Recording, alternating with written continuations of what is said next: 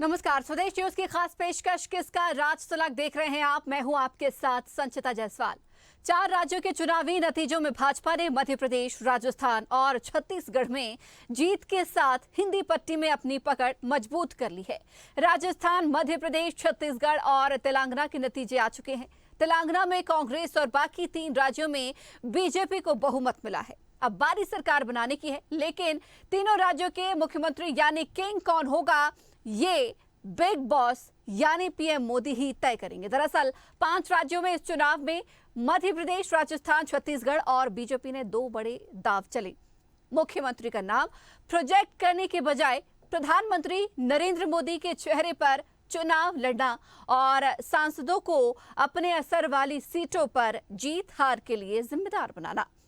आपको बता दें कि तीनों राज्यों में 4 केंद्रीय मंत्रियों समेत कुल 18 सांसदों को सीधे विधानसभा चुनाव में उतारना इस रणनीति का हिस्सा रहा।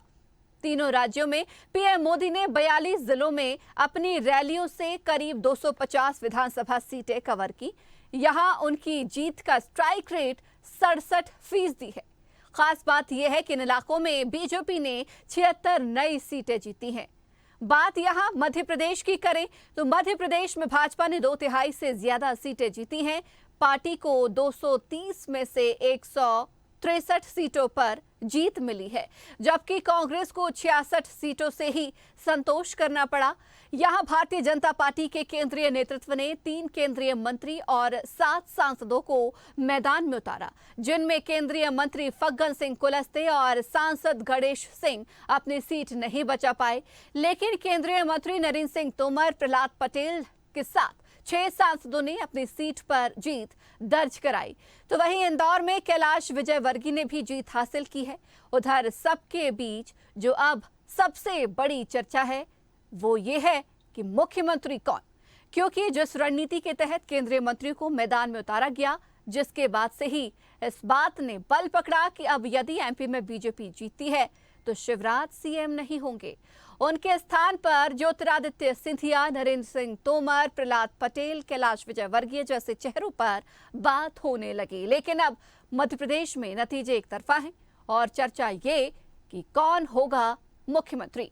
हम चर्चा इसी विषय पर करेंगे और राजनीतिक विश्लेषकों से जानेंगे और समझेंगे कि कौन और क्यों संभालेगा मध्य प्रदेश की कमान। तो मोदी शाह की जोड़ी एक बार फिर से किंग मेकर की भूमिका में नजर आई है, लेकिन मध्य प्रदेश में राज तलक किसका होगा, ये देखने वाली बात होगी कि जिस तरीके से केंद्रीय नेतृत्व को मध्य प्रदेश विधानसभा चुनाव में मैदान में उतारा था और कहीं ना कहीं किसी भी प्रकार से आश्वासन मिले थे, लेकिन अब बारी किंग बनाने की है कि मध्य प्रदेश का किंग कौन होगा, किसके सर पे ताज सजेगा। देखिए, भारतीय जनता पार्टी का कोई भी कार्यकर्ता मुख्यमंत्री होगा जिसको दिल्ली के बैठे हुए हमारे हाईकमान तय करें। ये मेरे लिए कोई महत्वपूर्ण सवाल नहीं है। भारतीय जनता पार्टी तय करती है उनका कौन सा कार्यकर्ता कहाँ काम करेगा, क्योंकि भारतीय जनता पार्टी इसलिए थोड़ी कि मैं कहाँ रहूँगा। कोई अगर मैं सोचता हूँ तो मैं अच्छा कार्यकर्ता नहीं हूँ, मैं घटिया कार्यकर्ता हूँ। हम अपने बारे में विचार नहीं करते। हमारा मिशन है वैभवशाली, गौरवशाली, समृद्ध और शक्तिशाली भारत का निर्माण, उसके लिए समृद्ध और विकसित मध्य प्रदेश बनाना और अपनी जनता का कल्याण करना, ये हमारा मिशन है। तो हम ये सोच के ये बैठ जाएं कि मैं कहाँ रहूँगा, तो मैं कोई इंसान हुआ क्या? हम वहाँ रहेंगे जहाँ हमारा मिशन हमारी पार्टी तय करेगी और कहीं भी रह के हम काम करेंगे तो अपनी जनता के लिए करेंगे, अपने प्रदेश के लिए करेंगे, अंतिम सांस तक अपनी जनता की सेवा के लिए काम करेंगे। तो प्रचंड बहुमत से भाजपा ने जीत हासिल कर ली है तीनों राज्यों में, लेकिन फिलहाल मध्य प्रदेश में कश्मकश का दौर जारी है कि आखिर सीएम मध्य प्रदेश का कौन बनेगा, और इसी पर आज हम चर्चा करने वाले हैं। हमारे साथ मेहमान जुड़ गए हैं, आपको रूबरू करा देते हैं। हमारे साथ रमेश शर्मा, वरिष्ठ पत्रकार, जुड़ गए हैं। साथ ही हमारे साथ चैतन्य भट्ट, वरिष्ठ पत्रकार, जुड़ गए हैं। इसके अलावा हमारे साथ स्वदेश न्यूज के मैनेजिंग एडिटर आरपी श्रीवास्तव भी स्टूडियो में जुड़ गए हैं। आप सभी लोगों का बहुत बहुत स्वागत है स्वदेश न्यूज में। तो सबसे पहले रमेश शर्मा जी, आपके पास आना चाहूंगी। सर, देखिए, जिस तरीके से मध्य प्रदेश में भाजपा ने प्रचंड जीत हासिल की है, लेकिन अब सुई सीएम पर आकर अटक गई है कि आखिर इतनी बड़ी जीत के बाद मध्य प्रदेश की कमान कौन संभालेगा, क्या लगता है? देखिए, मेरी दृष्टि में ये कोई सुई नहीं अटकी हुई है जी। ये पार्टी को निर्णय करना है कि क्या शिवराज जी को दायित्व देना है या उनके विकल्प के रूप में किसी को चुनना है। उनके विकल्प के रूप में चुनने के लिए भी पार्टी के सामने दो ऑप्शन है। एक ऑप्शन तो ये है कि जो 4-5 उन्होंने वरिष्ठ उतारे हैं यहाँ पर, जिसमें से नरेंद्र तोमर एक प्रमुख नाम हो सकता है, उनको कमान सौंपे, या फिर किसी नए चेहरे को उतारे, जैसा कि उन्होंने नए चेहरे पर उत्तर प्रदेश में प्रयोग किया था, उत्तराखंड में प्रयोग किया था, हरियाणा में प्रयोग किया है, गुजरात में प्रयोग किया है, सब जगह जो नए चेहरे का प्रयोग किया है, तो उनको यह निर्णय करना है। तो इसके अलावा भी अगर आप भारतीय जनता पार्टी की पूरी नीति देखें देश भर में, तो वो नई पीढ़ी को तैयार कर रहे हैं।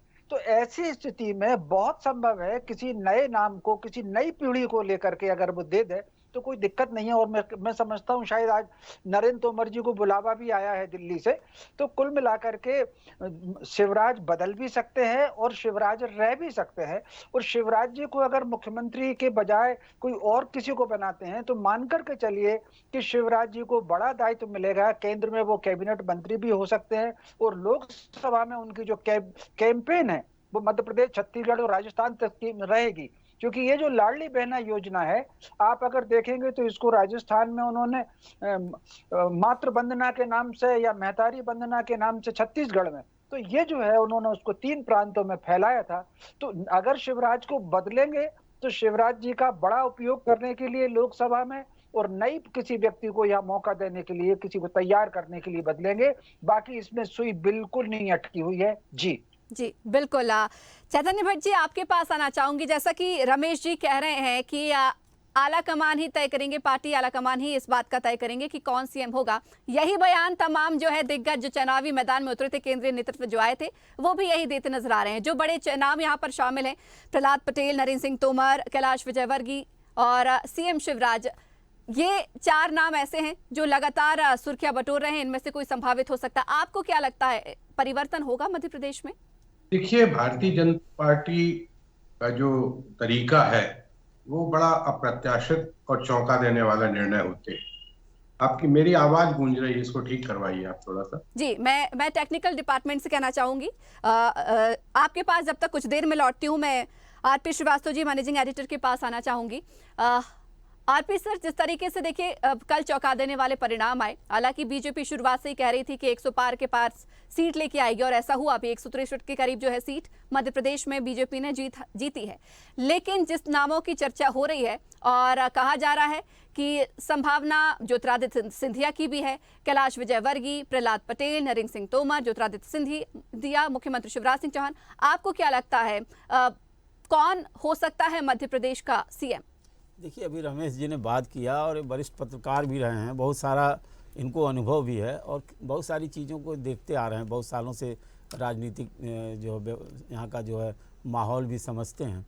एक बात बड़ा उन्होंने स्पष्ट रूप से कहा है कि ये जो कोई सुई नहीं अटकी, ये बात तो सच है कि कोई सुई अटकने वाली बात नहीं। इतना प्रचंड बहुमत मिला है कि जिसको लेकर के कोई इस तरह की बात कर पाना बड़ा मुश्किल है। रही बात कि कौन सीएम होगा, कई राज्यों का उन्होंने उदाहरण भी दिया है, जैसे मान लीजिए आपका कर्नाटका है, आप वहाँ पर आप देखिए उत्तराखंड है, आप जब उन्होंने क्या किया था, झारखंड में एक सीएम दिया था। तो ये सारी चीज़ें हैं और एकदम एक तरीका है भारतीय जनता पार्टी का कि कोई न कोई ऐसा नाम चौंकाने वाला ज़रूर देंगे जो नया होगा। और इन जितने भी लोगों का नाम सुझाया गया है अभी हमको, उनमें देखना होगा कि कुछ लोगों ने चुनाव लड़ा, जैसे प्रहलाद पटेल जी ने चुनाव जीता, केंद्रीय मंत्री हैं, नरेंद्र सिंह तोमर जी ने जीता, और कैलाश विजयवर्गीय बहुत सालों से मतलब एक जो है बड़े कार्यकर्ता के साथ साथ एक बंगाल को उनको जिम्मेदारी मिली थी, वहाँ भी बहुत काम किया। साथ में सिंधिया जी जो अभी कांग्रेस छोड़ के गए और आज की डेट में उनके एक जो है बड़े चमत्कारिक चेहरों में आते हैं। तो इनमें से किसको देंगे, एक तो ये कयास लगाया जा सकता है, या इनके अलावा किसी अन्य को भी भारतीय जनता पार्टी का शीर्ष नेतृत्व चुन सकता है। तो ये बता पाना बड़ा मुश्किल है कि कौन होगा। लेकिन फिलहाल जिस तरह से प्रचंड जीत हुई है और शिवराज सिंह चौहान जी अभी मुख्यमंत्री हैं, एक तरह से समझा जाता है कि एक उनका जो है दावा तो नहीं कह सकते, लेकिन उनका भी एक आधार है कि हो सकता है उनको वापस रखा जाए मुख्यमंत्री के रूप में। लेकिन एक बात और भी कहा रमेश जी ने कि इनको बड़ी जिम्मेदारी, जैसे लाडली बहना को लेकर के, तो बहुत सारे राज्यों में ये योजना चल रही है और इस तरह का जो है लोग अन्य प्रांतों में जो दूसरी सरकारें हैं वो भी कर रही हैं। लेकिन इनका जो लाडली बहना इतना हिट हुआ, हो सकता है कि केंद्रीय नेतृत्व जो है इनको सेंटर में ले और वहाँ से कोई बड़ी जिम्मेदारी दे। और इस योजना के अलावा भी अन्य चीज़ों को जिस तरह से पब्लिक से कनेक्ट करते हैं, खास करके महिलाओं को, आप देखिए 2024 के चुनाव में महिला एक बहुत बड़ा फोकस होंगे, महिला मतदाताओं पर ज़्यादा फोकस होगा, तो हो सकता है कि इनको वहाँ पर लिया जाए। लेकिन फिलहाल ये बता पाना, इन्हीं 4-5 नामों में से ज़्यादा कयास लगाया जा सकता है कि इन्हीं में से कोई मुख्यमंत्री हो सकता है। जी चैतन्य जी, आपके पास आना चाहूंगी। चैतन्य जी, आपको क्या लगता है कौन हो सकता है मध्य प्रदेश का सीएम? देखिए, जो नाम है ये अपनी अपनी सीटों में काफी कमान संभाल चुके हैं, दिग्गज हैं और केंद्रीय नेतृत्व की भूमिका भी बेहतर तरीके से निभा चुके हैं, लेकिन इनको जिताने के लिए कहीं ना कहीं मध्य प्रदेश में बीजेपी लेकर आई थी और इन्होंने अपनी सीट जिताई भी। हालांकि कुछ और नाम भी थे जो सीएम की रेस में शामिल थे, लेकिन वो सीट हार गए। जैसे फग्गन सिंह कुलस्ते की अगर हम बात करें, एक बड़ा आदिवासी चेहरा हो सकते थे, लेकिन वो चूंकि चुनाव हार गए, रेस से भी बाहर हो गए हैं। जो नाम अभी चर्चा में है, क्या लगता है कौन भूमिका निभा सकता है सीएम की? कि मैं वही बता रहा था कि भारतीय जनता पार्टी का जो हाईकमान वो बड़े अप्रत्याशित और चौंका देने वाले निर्णय लेता है। आप देखिए कि असम में सोनोवाल के नेतृत्व में चुनाव लड़ा गया, लेकिन उनको हटा के फिर हेमंत बिश्व शर्मा को वहां पर मुख्यमंत्री बना दिया गया। योगी जी के बारे में कोई सोच नहीं सकता कि योगी को उत्तर प्रदेश का मुख्यमंत्री बना दिया जाएगा। लेकिन सवाल इस बात का है कि कुछ दिनों से ये नैरेटिव चल रहा था कि शिवराज सिंह जी को हटाया जाएगा, लेकिन शिवराज सिंह जी ने इस बात की कोई चिंता नहीं की और उन्होंने जिस तरह से चुनाव में अपनी भूमिका का निर्वहन किया वो वास्तव में काबिले तारीफ। और अगर उसके कारण ये हुआ कि जो पहले जम्बूरी मैदान में नरेंद्र मोदी ने जो सभा की थी उसमें शिवराज सिंह चौहान का नाम नहीं लिया गया था, लेकिन इस बार जब चुनाव के और बाद में उन्होंने सभाएं ली तो उसमें शिवराज सिंह चौहान का भी नाम लिया और उस योजना का भी नाम लिया जिसको Bharatiya Janata party game changer मान के चल रही है, और वो है लाडली बहना। निश्चित तौर पे इसमें कोई शक और शुबा नहीं है कि लाडली बहना ने जिस तरह से करने की कोशिश की, क्योंकि 1250 अगर किसी महिला को मिलता है सरकार की तरफ से, तो वो निश्चित तौर पे उसके जेब में एक पैसा आता है, वो अपने आत्मनिर्भरता की ओर बढ़ती है।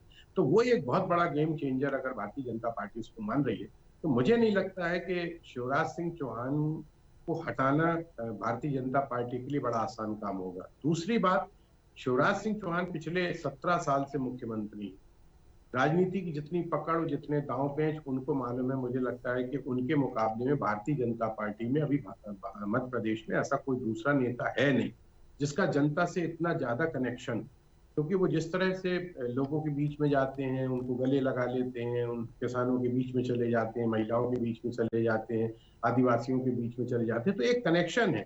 लोग इसलिए अपने आप को मामा कहते हैं, भांजा भांजी कहते हैं, अब तो भाई भी हो गए हैं वो, तो वो एक रिश्ता बनाते हैं। और जब रिश्ता बनाते हैं तो आप देखिए कि इतने 17 साल की उनके शासन के बाद भी मुझे नहीं लगता कि कोई भी एंटी इनकम्बेंसी थी, और इसी को लेकर कांग्रेस बड़ी खुश थी कि एंटी इनकम्बेंसी होगी। लेकिन आपने देखा कि जिस तरह से रिजल्ट आए हैं वो ये बता रहे हैं कि शिवराज सिंह चौहान की जो भी योजनाएं हैं वो बहुत लोगों को प्रभावित करती है।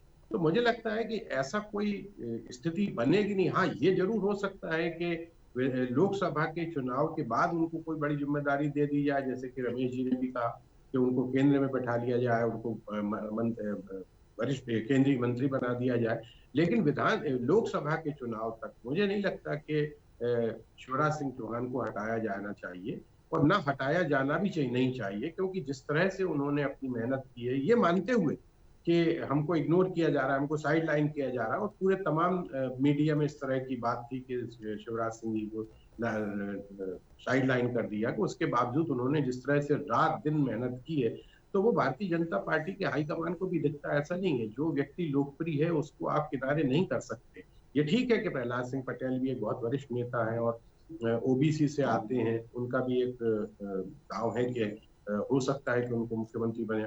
एक फग्गन सिंह कुलस्ते के बारे में जरूर कहा जा रहा था, बहुत लंबे समय से इस बात की मांग की जा रही थी कि राज्य में आदिवासी मुख्यमंत्री होना चाहिए, लेकिन अब वो चूंकि चुनाव हार गए। गणेश सिंह के बारे में भी ये कहा था कि वो भी बहुत सीनियर लीडर है। तो नरेंद्र सिंह तोमर तो अपने आप में एक बहुत बड़ी हस्ती है ही, और जहां तक सिंधिया जी की बात है तो सिंधिया जी ने तो भारतीय जनता पार्टी को सरकार में लाने का पूरा श्रेय सिंधिया जी को जाता है। तो ऐसे बहुत से नाम है, और इस तरह के नैरेटिव भी चलाए गए थे कि जैसे हमारे यहाँ के भी सांसद हैं राकेश सिंह, मुख्य सचेतक रहे हैं, और वो भी बहुत लंबे वोटों से जीते हैं, एक ऐसे व्यक्ति को हराया जिसके बारे में कहा जा रहा था कि वो शायद ना हार पाएंगे। वो वित्त मंत्री थे कमलनाथ सरकार में, तरुण भानोट, लेकिन उनको 30,000 वोटों से उन्होंने हरा दिया। तो ऐसे बहुत से चेहरे हैं, लेकिन मुझे लगता है कि भारतीय जनता पार्टी जिस तरह का काम करती है, जिस तरह की उसकी जो अप्रत्याशित घोषणाएं होती हैं, उसमें हो सकता है कि इन तमाम लोगों में से हटा के किसी नए व्यक्ति को इस तरह की जिम्मेदारी सौंप दी जाए। लेकिन जहां तक लोकसभा का चुनाव, मुझे नहीं लगता कि को हटाया जाना सकते हैं। रमेश जी, आपसे जानना चाहूंगी, जैसा कि देखिए ज्योतिरादित्य सिंधिया को बहुत महत्वपूर्ण बीजेपी के लिए माना जाता है। 2018 में सत्ता परिवर्तन जिस तरीके से उन्होंने किया, उपचुनाव जितवाया बीजेपी को, लेकिन सीएम की रेस में वो भी शामिल है। उनका बयान भी सामने आया था कि मैं इस रेस में शामिल नहीं हूं, लेकिन उन्हें माना जा रहा था, एक दावेदार प्रबल देखा जा रहा था। कैलाश विजयवर्गीय का भी बयान सामने आया कि सीएम कौन बनेगा मैं इस पे कुछ नहीं कहूंगा, लेकिन मैं विधायक बनने के लिए नहीं आया हूं, इस तरीके से उन्होंने भी बयान दिया था। वहीं अगर हम बात कर रहे हैं प्रहलाद पटेल की, तो वो भी ये कह रहे थे कि पूरा का पूरा जो श्रेय है वो मोदी, शाह और नड्डा को दे रहे थे। उन्होंने सीएम शिवराज का नाम भी नहीं लिया, उनका नाम लेने से भी कहीं ना कहीं उन्होंने ऐतराज जताया। अगर सीएम शिवराज को यहां पर नहीं बनाया जाता है मुख्यमंत्री, क्या लगता है आपको फिर भी कहीं ना कहीं इन तीनों नामों में कुछ ना कुछ उधेड़-बुन हो सकती है कि किसे आखिर बनाया जाए? प्रबल दावेदार आपको कौन लगता है? पहले नंबर पर आपको कौन लगता है? देखिए, मोटे तौर पर मुख्यमंत्री बनने की महत्वाकांक्षा सबके भीतर जाग सकती है, ठीक है कि नहीं? मेरे भीतर ही जाग सकती है कि मैं मुख्यमंत्री बनूं, लेकिन जिस पार्टी को जो निर्णय लेना है वो उसकी प्राथमिकताएं क्या हैं, समय की प्राथमिकता क्या है, इस पर हम जब भी विचार करते हैं तो इस समय मुख्यमंत्री ऐसा कोई नहीं बनेगा जिससे गुटबाजी पड़े। अब वो प्रहलाद पटेल हो, कैलाश विजयवर्गीय हो, ज्योतिरादित्य सिंधिया हो, इनमें से किसी का चयन किया तो भाजपा में गुटबाजी होगी, और मुझे नहीं लगता कि भाजपा इनमें से किसी का चयन करेगी। ये जो 4-5 नाम आपने गिनाए हैं, इसमें केवल नरेंद्र तोमर का नाम ऐसा है जिनकी कार्यकर्ताओं तक पहुंचे। बिल्कुल। मुख्यमंत्री का चयन उस व्यक्ति का होगा जिस, अगर पॉपुलर नाम में से कोई चयन होगा तो पॉपुलर नाम में से उस व्यक्ति का होगा जिसका कार्यकर्ताओं से पूरे प्रदेश में परिचय हो, और वो नाम केवल और केवल नरेंद्र तोमर का है। बाकी कैलाश विजयवर्गीय का, प्रहलाद पटेल का और ज्योतिरादित्य का वो नाम नहीं है। अब सवाल इस बात का आता है, अगर बाय द वे उनको बदलना है तो सीनियर लोगों में से क्यों लेना? आप अगर इस समय भाजपा को देखेंगे कि दोनों स्तर पर, उनको दिल्ली के स्तर पर भी एक नई टीम चाहिए। कितने लोग हैं राजनाथ और कितने लोग हैं जो बिल्कुल रिटायरमेंट के करीब हैं। मध्य प्रदेश में और भाजपा में दो पुराने अनुभव हैं। दिल्ली में अडवाणी जी और अटल जी के बाद पूरी की पूरी 2 पीढ़ियां खत्म हो गई। बड़ी मुश्किल से ये तीसरी चौथी पीढ़ी के लोग आए हैं, राजनाथ हो, नरेंद्र मोदी हो, ये आकर के खड़े हुए। मध्य प्रदेश में कैलाश जोशी, सुंदरलाल पटवा, वीरेंद्र कुमार सकलेचा की ये जो त्रिदेवों के कारण 2 पीढ़ियां यहाँ खत्म हुई। कहाँ पता ही कहाँ चले गए रघुनंदन शर्मा और जयंत मलैया, रिटायर ही हो गए एक प्रकार से। अब शिवराज तीसरी पीढ़ी के आदमी थे। तो मुझे जो लगता है, देश भर में जो भाजपा निर्णय ले रही है नई पीढ़ी को खड़ा करने को, तो मेरी दृष्टि में, मैं ज्योतिषी नहीं हूं, हो सकता है मेरा आकलन गलत हो, लेकिन मेरे आकलन में शिवराज को बदल करके कोई ऐसा चेहरा लाया जाएगा जिसको कार्यकर्ता के रूप में तैयार किया। अगर आप देखें 2005 में जब शिवराज को लेकर आए थे, कितने दावेदार थे। शिवराज तो विधायक भी नहीं थे, लेकिन अचानक बिना किसी की परवाह किए हुए, बिना उन्होंने गौर जी की नाराजगी की परवाह नहीं की, उमा भारती की नाराजगी की परवाह नहीं की, सीधा दिल्ली से ला करके शिवराज को बिठा दिया था। जैसे योगी जी को ले जाकर के बिठा दिया था, योगी जी भी विधायक नहीं थे। तो कुल मिलाकर के भाजपा जो निर्णय लेती है, अपने संगठन को ध्यान में रख करके निर्णय लेती है, कार्यकर्ताओं को ध्यान में रख करके निर्णय लेती है। शिवराज के बदलने का अगर निर्णय होगा तो संगठन का हित और कार्यकर्ता का हित, ये 2 चीज देखी जाएगी। और कुछ ना कुछ विचार जरूर चल रहा है, क्योंकि जिस तरीके से कल नरेंद्र मोदी जी ने शिवराज से बातचीत की थी, लगभग 2 मिनट बात हुई है, फोन पर इनकमिंग कॉल था, खुद मोदी जी का कॉल आया था, शिवराज से बात हुई है। आज जिस तरीके से नड्डा जी की बात हुई नरेंद्र तोमर से, फिर नरेंद्र तोमर शायद दिल्ली चले गए हैं या जा रहे होंगे। तो ये जो घटनाक्रम चल रहा है, ये कहीं ना कहीं विचार विमर्श के लिए चल रहा है, और 1-2 दिन में तस्वीर इसकी क्लियर हो जाएगी। जी आरपी सर, आपके पास आना चाहूंगी। जिस तरीके से भी आपने कहा कि मुख्यमंत्री शिवराज सिंह चौहान ने बहुत मेहनत की थी इस चुनाव को जीतने में और लाडली बहन अभी एक तरफा खेल कर गई मध्य प्रदेश में बहुमत दिलाने में, तो क्या लग रहा है आपको उनका ये रिवॉर्ड मिलेगा? अगर सीएम शिवराज को लाडली बहना का रिवॉर्ड मिलता है यानी कि वो सीएम बनते हैं, तो बाकी जो नेताओं को यहाँ पर एक्सपेरिमेंट के लिए बुलाया गया था और एक्सपेरिमेंट बीजेपी का सफल भी हुआ, उन्हें कहाँ एडजस्ट किया जाएगा, किस प्रकार से एडजस्ट किया जाएगा? सिर्फ विधायक बना के तो नहीं छोड़ा जाएगा। देखिए, सिर्फ लाडली बहना को ही श्रेय देना उचित नहीं होगा मेरे ख्याल में। जो जिस तरह से नरेंद्र मोदी जी और अमित शाह जी ने जिस तरह से रणनीति बनाई, ये भी एक बहुत बड़ा ये था। और एंटी इनकम्बेंसी का जहाँ तक हो सकता है उनको अंदेशा रहा हो, तो इसलिए यहाँ का सीएम फेस चूँकि पहले थे, इस बार शायद नहीं डिक्लेयर किया, तो ये बहुत सारे कारण हो सकते हैं। और दूसरी बात यह है कि मोदी जी का एक मैजिक जिस तरह से कनेक्ट किया उन्होंने 2024 की तैयारी के हिसाब से, वो मायने रखता है। तो ये बात तय है कि मुख्यमंत्री जी ने पिछले सालों में और जिस तरह की इन योजनाओं को लॉन्च करके और पूरा फ़ायदा मिला भारतीय जनता पार्टी को, लेकिन उसके साथ साथ एक बहुत बड़ा फैक्टर मोदी फैक्टर है, जिसको उन्होंने सीधा जो कैंपेनी था एमपी के मन में मोदी, तो इस तरह की कहानी थी। अब दूसरी सबसे बड़ी बात है नए चेहरे की बात। आपने देखा होगा, मैं असम की बात करता हूँ, सोनोवाल जी के नेतृत्व में चुनाव लड़ा गया, लेकिन बना हेमंत बिस्वा शर्मा को।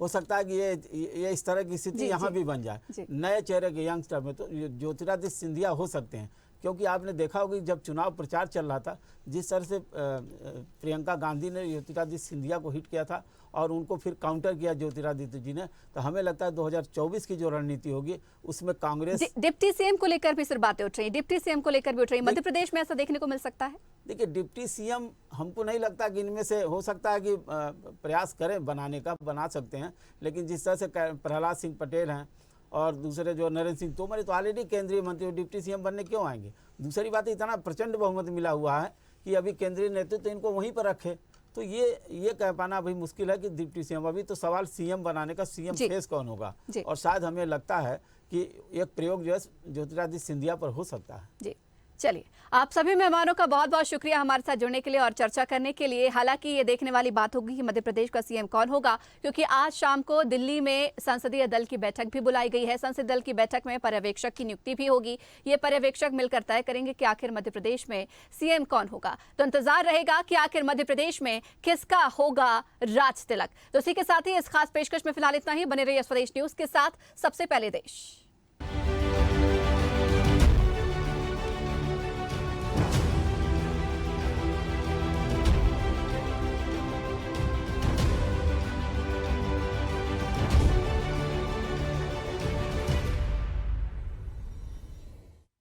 अगर आपको हमारा वीडियो पसंद आया तो लाइक, शेयर, कमेंट, सब्सक्राइब करें, बेल आइकन का बटन दबाएं। हमारी वेबसाइट स्वदेशलाइव.com पर जाना ना भूलें।